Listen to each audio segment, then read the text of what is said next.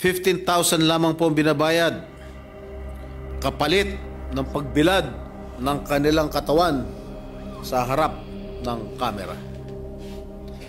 15,000 pesos kada araw, at sa loob ng 2 araw ay makakagawa na sila ng isang full-length movie para sa streaming platform.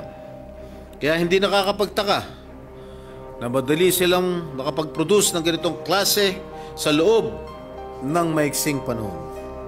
Muli, Ginoong Pangulo, nais ko na bigyan ng din na sa pagtayo ko dito sa plenaryong ito, sa usaping ito, hindi ko hinahadlangan ang pagiging malikhain ng mga alagad ng sining.